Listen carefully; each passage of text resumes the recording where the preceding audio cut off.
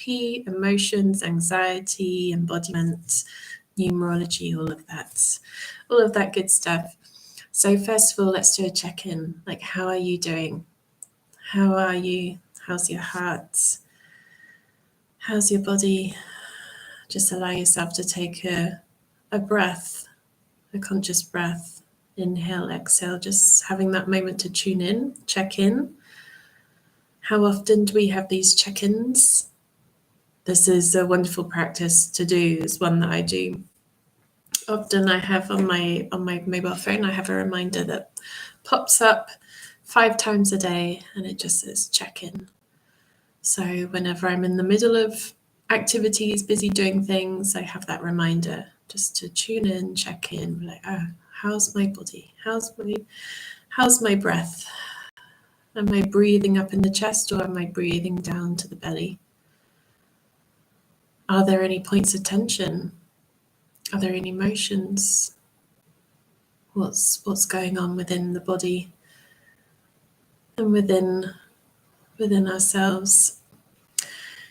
So in today's class, I wanted to talk about something that has been in my awareness for a little while, and it's been something that I've revisited on several different dance workshops. So I've been doing many different dance workshops. Anyone who knows me knows that I'm a bit obsessed with dance. So open floor, that's one of the types that I've been working with, and I've been doing a lot of 5 rhythms as well, though open floor is the one that I've been working with more recently. And there's one thing that they have on the curriculum of open floor, which is talking about habit and choice, and how like the choice, like focusing on the choice, is how we can start moving forward and making sure that the choice is greater, like that we put more emphasis on the choice rather than the habit. And obviously, like when we get stuck in unhelpful habits, we get stuck in repeated patterns. That's when we're prioritizing the habit over the choice. Whereas what we want to do is prioritize the choice rather than the habit. So I wanted to talk about this and how this is something that can be really useful to reflect on, just to notice like how, like what are we doing consistently? And we talk about this in NLP as well. So I've been talking, this is not something that's completely new to me. This is something that we talk about in NLP, though it just came to my awareness again through the open floor curriculum, and just like paying attention to like, okay, what are we doing? What are we doing repeatedly? Are there any habits that we're doing repeatedly? Are there any of those that we want to change? They're not so helpful. I certainly have a few, like most human beings. And then recognizing in the moment, like bringing awareness in the moment that actually we do have a choice, and just noticing that choice point. It's almost like we arrive at a crossroads, and there are different directions that we can choose. We can choose to walk down the same old path that we've gone down many, many times, and that's the path of habit. Or we can change direction. We can notice that there are other options, and to walk down the path of choice, like a conscious choice. I choose to eat well. I choose to rest my body. I choose to do exercise. I choose to meditate. I choose to connect with people. I choose to, like, whatever it is that we want to work on. What are we choosing? What are we choosing? And this is the thing, like whatever choices we make and we repeatedly make, that's what then becomes a habit. And this can be a healthy habit, like cleaning our teeth, having a shower, meditating. And then maybe there are unhelpful habits, like scrolling, spending too long on the phone, for some people smoking, eating junk food. Like there are many different ways that this can come out. So it's just noticing like what are we doing consistently? And what we do consistently then creates our future. So I was reflecting on this today, and there are certain areas in my life, and I was like, actually, yeah, okay, there's a few things that I've been doing out of habit. And if I want to create a change in that area of my life, then I actually need to move my attention to choice, not habit, and choose something different. To really recognize that there are other choices, there are other ways. Now, the thing is, how the unconscious mind works is that so much of our behavior is comes from the unconscious mind. And when we have certain needs that want to be met, like one of the 6 basic human needs, for example, or there's some kind of belief there that the unconscious mind is trying to just prove that true, or there's something there that stems from childhood, perhaps that could be what is fueling the habit. We're in this safety comfort zone. So spending a time to reflect on okay, what am I getting out of this? So if we're smoking, what do we get out of that? If we're drinking too much, what do we get out of that? If we're scrolling too much on the phone, what do we get out of that? How do we benefit? What's the secondary gain? How do we benefit from carrying out that habit? It's not really about the habit. It's not really about the smoking. It's not really about the drinking. It's not really about the scrolling. It's about something else that our unconscious is receiving this in that loop. And we want to interrupt that pattern. But in order to make a compelling change, and in order to recognize the other choices and make those other choices stick and then become a healthy habit, we need to make it really compelling and to recognize that, okay, yeah, what is the underlying need? Am I looking for calm? Am I looking for relaxation? Am I looking for connection, love, belonging? Often it connects with the 6 basic human needs. So that would be significance, love and belonging, perceived certainty, that safety, comfort, certainty. Uncertainty, so a sense of variety, adventure, contribution, and growth. So there are many different models of the 6 basic human needs, or different hierarchies of needs. You've got Maslow's hierarchy of needs. There are many different forms out there. So it's just getting curious, okay, what is behind this habit? What's behind it? Why am I doing that? And whatever we choose consistently on a daily basis, whatever we choose to reinforce, then becomes this ingrained habit. And the more we do it, the more ingrained it becomes. This is why mobile phones and scrolling and swiping can become extremely addictive, because we're repeating that so many times. Even just being with the phone for 5 minutes, you'll be scrolling and swiping a lot. So that's being repeated, and whatever's repeated, then this is that neural pathway strengthens and it becomes this habit. Now, of course, it can be changed. It can be something that is interrupted and changed. There are many different ways to go about this. NLP is one, hypnosis is another, accountability, having a buddy that you can hold each other accountable. There are so many different ways you can go about this.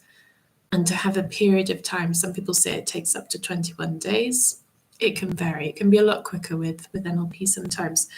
Though having a period of time where you repeat this new choice,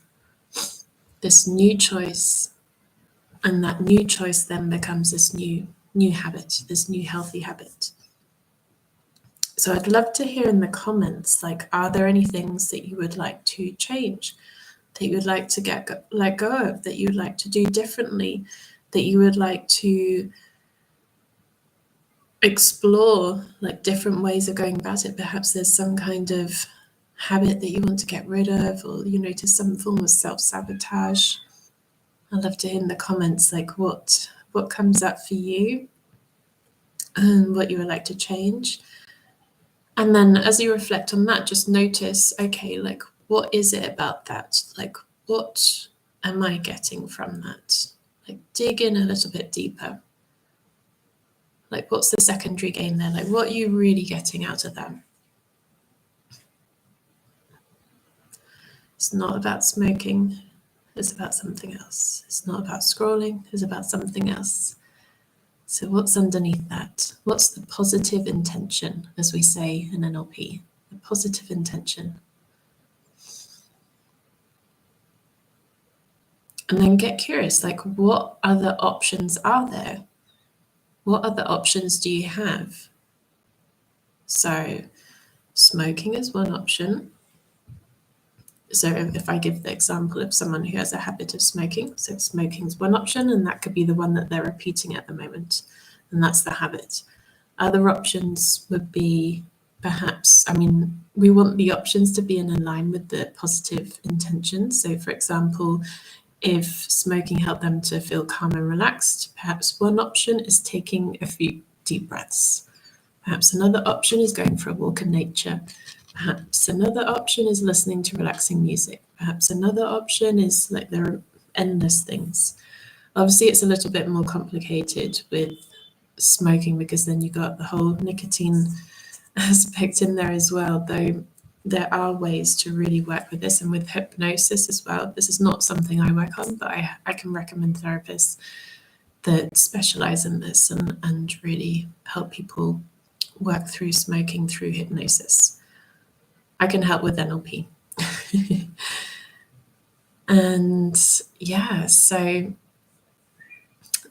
that's like one option, one example in terms of the smoking. If it's the phone, if it's scrolling, this is something that I found very challenging myself. And using my phone for my work, I find it challenging to not get lost and caught in all of the social media as I'm trying to work. So what's underneath that? For every person, it can be different. Perhaps there's this wanting to feel a sense of connection, or perhaps it's a way to relax and unwind. Perhaps it's a way to learn new things. Perhaps it's a way to distract and avoid some emotion that's been there. Like, for each person is different. So, like, what's the positive intention? What's fueling that habit? And then once you know what it is, or have a possible guess of what it could be, then find other options that can fulfill that. Like, what other choices are there? What other choices? So, for example, if I'm looking at myself and phone use, then other choices could be, if it's something that helps me to relax, then it could be music, for example, like using music. Or perhaps, like, there are many different ways. But there's just opening up the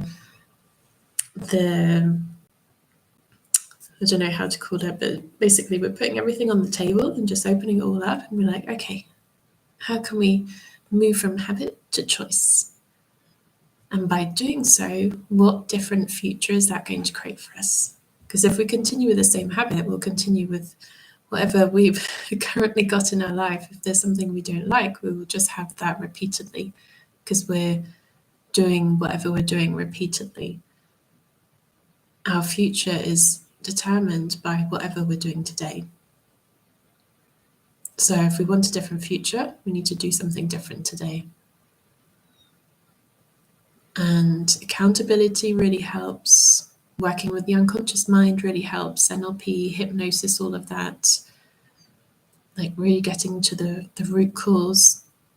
There are so many different ways. And sometimes all we need to do in the beginning is to have some sense of self-tenderness and acceptance. Like, okay, this is what's currently happening right now.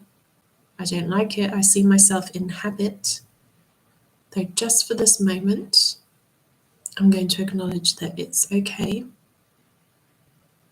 And then the next moment you can then make that choice. So rather than beating ourselves up about like, oh, I'm in habit again and I'm repeating whatever I don't want to repeat again, and criticizing and judging and blaming ourselves in that moment, is more like a light bulb. It's like, ding, here comes choice. Do I continue? Or do I choose something different? Do I continue or choose something different? So I'd love to hear your shares on this, like what's coming up for you as you hear this. Do you find this useful to really uncover like what's happening behind any habits of yours? Like what's underneath there?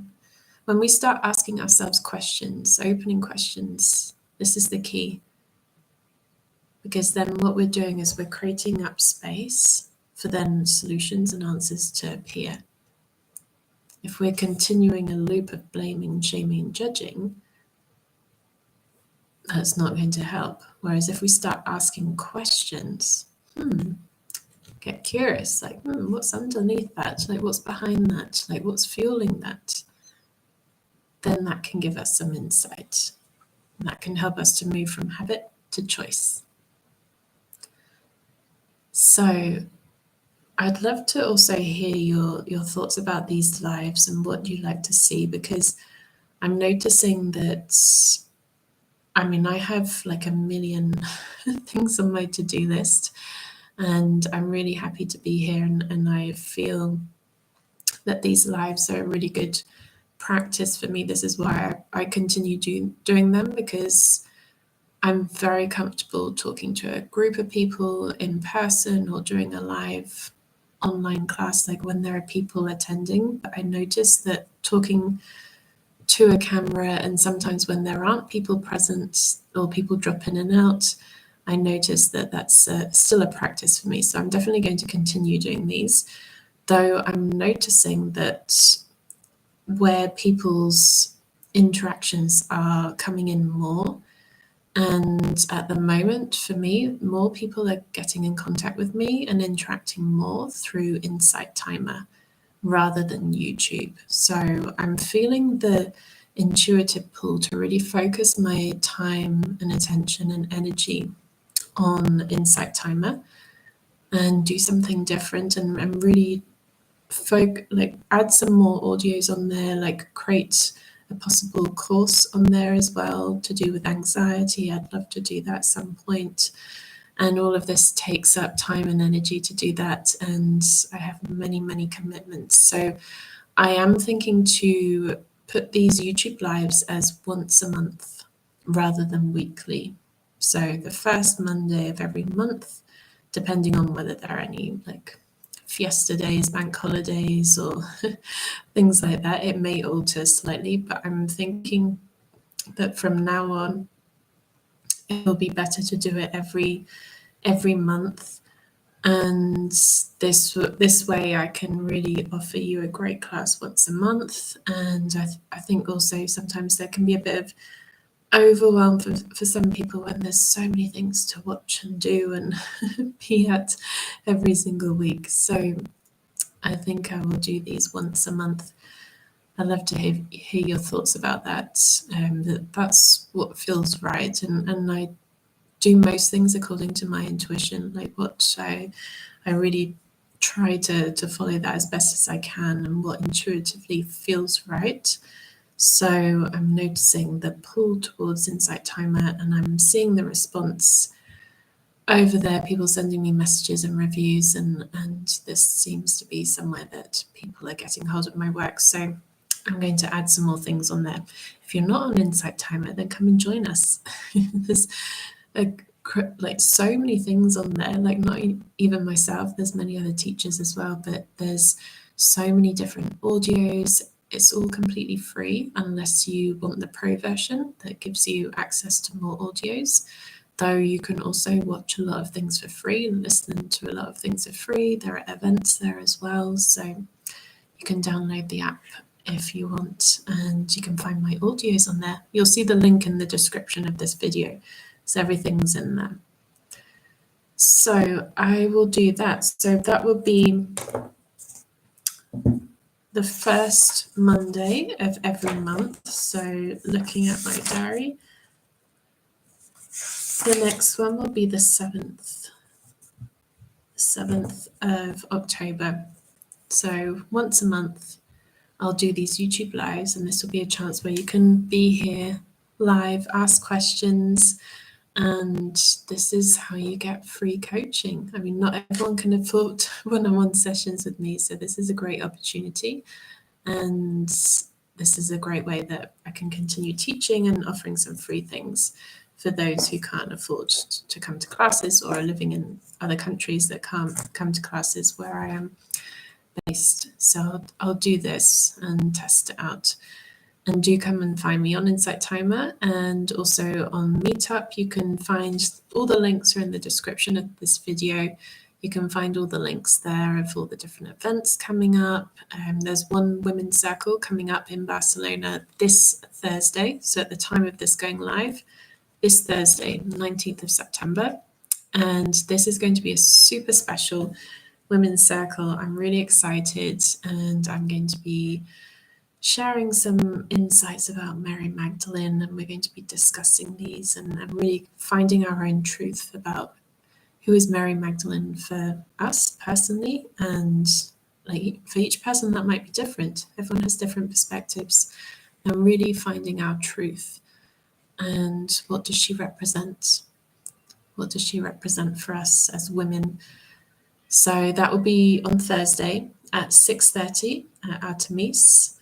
And that will be in Barcelona. So the link's in the description, and we're going to have a lovely evening of rose lattes, some drinks, some snacks, and music, candlelight, and connect as women. And if you're not a woman and you're looking for support and wanting to hear more about all these things that I offer, then you can get in contact. There's many more things on my website. There's all the older episodes of the YouTube lives and the podcast as well. Maybe one day I can start the podcast up again. I put it on pause for season 1, and hopefully season 2 can start again at some point. This is the thing, it all takes quite a long time to put everything together. So when I get a moment, I'll do that. But the first priority will be Insight Timer this autumn. So watch this space. There'll be new audios coming that you can use.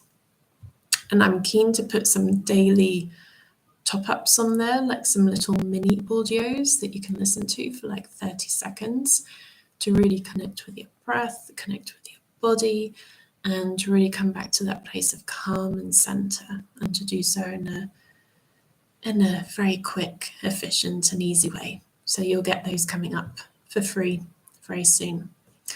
So thank you so much for being here. Thank you for being you, as always. And yeah, use this week as a reflection of habit and choice. Like, where are you on that equation? And are there any habits that you are repeating? Anything that you don't really want to continue? And what other options are there? Like, what other choices are there? Like, moving that dial from habit to choice, and recognizing that you do have options. There are options. Thank you for being here, and wishing you a wonderful week, and I'll be back on the 7th of October.